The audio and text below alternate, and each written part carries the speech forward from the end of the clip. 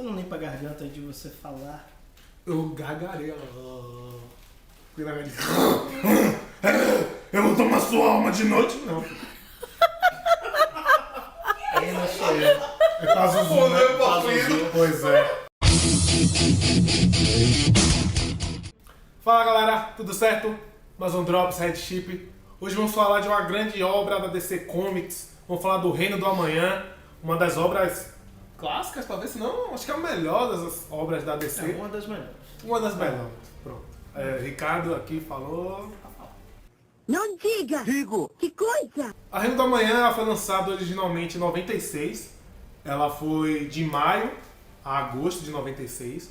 E foi escrita pelo Mark Waid e desenhada pelo Alex Ross. top Alex Ross, né? Que já tem vários. Já é singular na arte dele, que você olha e já percebe o traço característico dele. Daí, o Reino da Manhã ela mostra um futuro distópico, mostra uma terra saturada de super-heróis, né?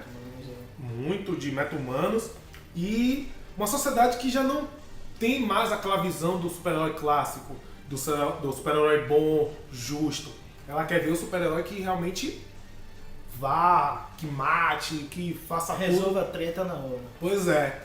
E essa sociedade se vê perdida com isso. Porque os meta-humanos, eles praticamente dizimam todos os vilões. E assim, não tem mais vilões com quem combater. Logo, eles brigam entre si. E todo dia tem uma briga e todo dia é um caos. O Superman, que mostra, né, que tem 10 anos já da aposentadoria da Liga. Ele iniciou essa aposentadoria após a morte de Lois Lane pelo Coringa. E fica lá no alto exílio, na fazenda quente, trabalhando com o campo, com a parte da madeira, o plantio. E a Mulher Maravilha procura para tirá-lo disso e falar da situação que a sociedade vive.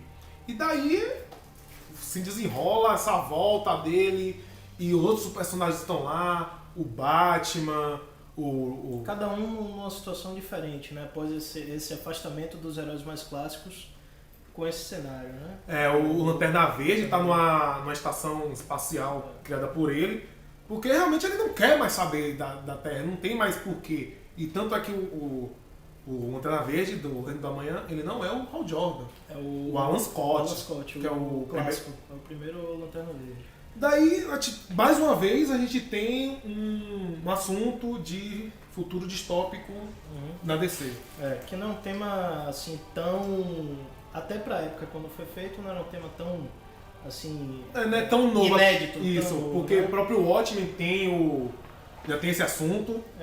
O Batman Cavaleiro das Trevas... Já tem esse então, assunto também, então que é uma basicamente forma- não é algo novo. não é algo novo. É uma forma interessante de contar uma história diferente. Eu acho que isso é muito da ficção científica, né? De usar desse cenário para contar uma história com até mais autonomia, né? Assim, e lançar algumas discussões que são interessantes, né? O Reino do Amanhã, ela, para quem curte muitos quadrinhos e quiser saber assim do que representa o Reino do Amanhã, como um grande evento dos quadrinhos, aí tem o lugar dele de importância, porque foi um quadrinho lançado nos anos 90, né? E o que foi os anos 90?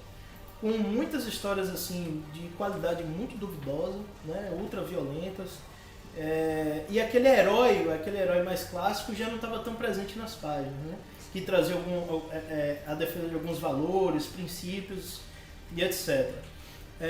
O Reino da Manhã já era um projeto que circulava, né, no bastidor da DC, que seria, no caso, o roteirista Alan Moore, mas depois daquelas tretas que sempre O Alan sempre está em treta com a DC Comics. E aí, quem assume futuramente o projeto foi o Mark Waid, né? O Alex Ross é que já tinha essa vontade.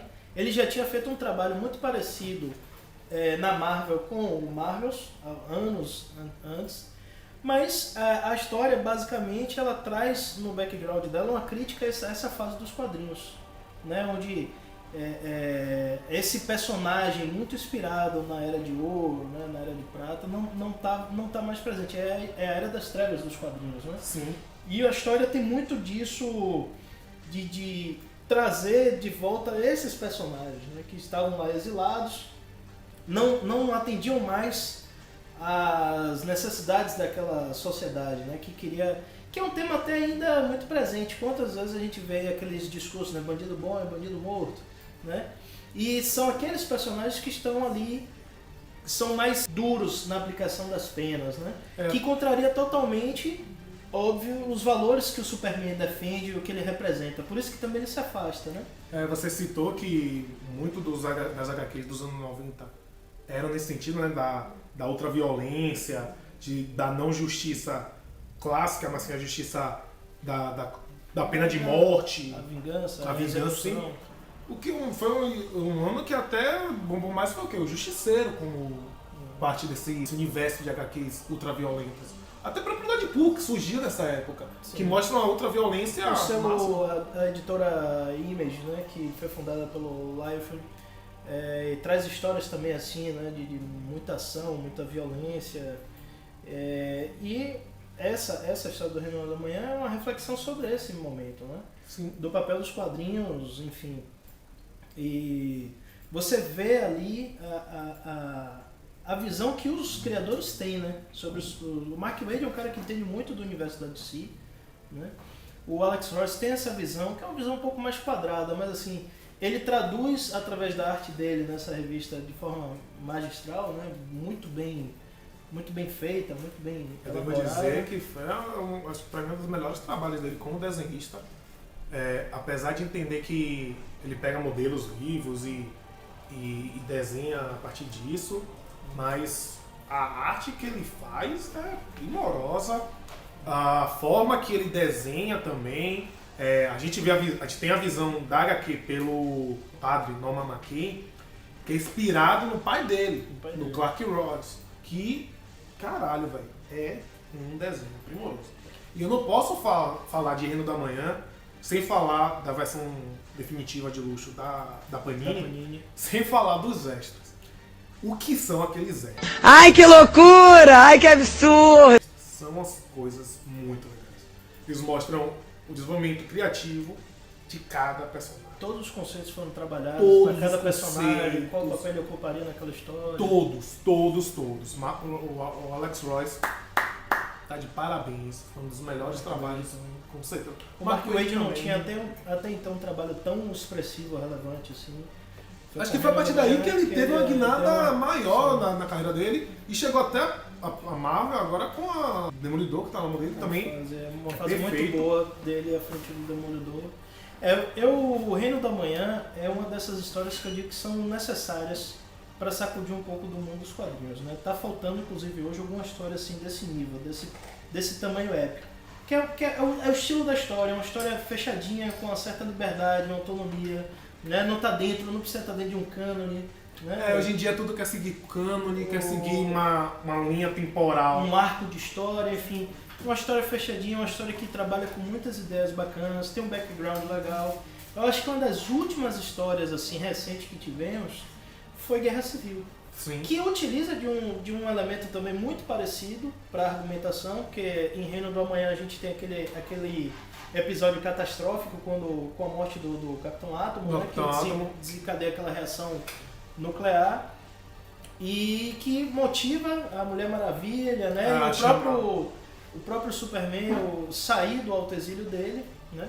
Mas o Reino do Amanhã não tem tanto uma conotação política, como muitos fãs, inclusive, se deixam passar nisso, porque Guerra Civil é importantíssima, porque ela é de uma fase da Marvel, onde ela deixava claro o seu posicionamento, né, assim, nas revistas. Sim. Né, sobre aquele momento. Então, é uma história que surge pós 11 de setembro, e a Marvel caminhou muito trazendo elementos pautados na realidade e criticando a bagunça que foi a gestão do governo Bush, né? Então, com certeza. Aquilo norteou muito a produção das histórias, e ela traz registro dos heróis, né? O ultracontrole do governo sobre essas liberdades, né? Tinha a lei, no mundo real, vamos assim dizer, teve aquela aprovação da lei eu esqueci o nome, do Patriota, alguma coisa que podia interferir na vida de qualquer um que fosse suspeito. Então, muitos elementos foram utilizados nessas revistas, e Guerra Civil traz muito desse conceito. Lei patriótica. É a lei patriótica, isso. Tivemos a participação extra de Da Voz do Além, parte 2. E falta hoje uma revista que consiga ter um grande evento, né, que para proporcionar essa leitura que é mais crítica, né, que traz um aprofundamento melhor nos personagens. Hoje, assim, a visão que eu tenho das HQs é trazer muito da minoria da sociedade em evidência. Você tem o Homem-Aranha Negro, você tem a Miss Marvel muçulmana, você tem a Batwoman lésbica, você tem muitos personagens gays. Então, você traz a minoria em evidência e mostra. Dá protagonismo. Dá protagonismo e dá importância, dá relevância a esse tipo de personagem. Agora faltam umas histórias, como eu falei, que marcam esse peso, assim, né, que vire um grande evento. É muito reboot e... Vídeo 952, rapaz, assim, não é uma crítica aos novos arcos, porque o Corte das Corujas, o Noite das Corujas, que é o arco do Batman, do 952, pra mim é satisfatório. Sim. E tem um pouco de um background real que é a dominação de corporações, entidades secretas, mas isso não vem ao caso. E voltando um pouco pro Reino do Amanhã, você falou que a história foi muito relevante, também porque estabeleceu um personagem, que foi o Robin Vermelho. Trouxe muitos conceitos pro canon. O Robin Vermelho, o vilão Magog, né? Sim. Então ele hoje faz parte também do canon. Tem muita coisa daquela revista que foi aproveitada. Assim. E é é uma revista realmente que tem um conceito de clássico, não é à toa, é um clássico porque Marcou com certeza. A história é muito bacana, aquele clima apocalíptico, as visões do McCain, né? Que tem, ele acompanha com o Espectro. O Espectro, ele que vai caber a ele decidir qual vai ser o Isso. futuro daquele mundo, né? Então é uma história densa, não é uma história fácil, assim. Não é como as histórias hoje que a gente abre e tá tudo lá, não é uma história realmente... É uma história que em alguns momentos até chega a ser lenta, mas é pela gravidade que é dado a narrativa, né? Então, eu acho que é uma história que, para quem curte HQ, para quem gosta mesmo, vale a pena ter na coleção. E essa edição definitiva da Panini é excelente. Não, como ela está organizada, é um material extra, perfeito. Apesar da Panini atrasar cerca de 90% dos lançamentos, né? É uma obra que vale muito a pena. Vale muito. E também uma curiosidade sobre o Reino da Manhã.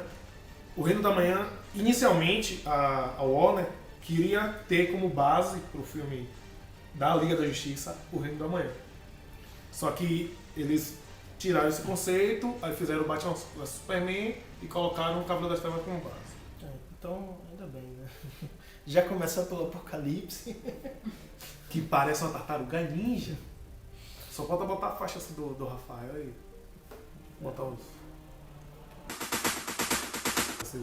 Mas isso é pra outra história. Bom, pessoal, essa foi a nossa indicação de leitura Reino do Amanhã. Então curtam, compartilhem o vídeo e assinem o canal. Até a próxima.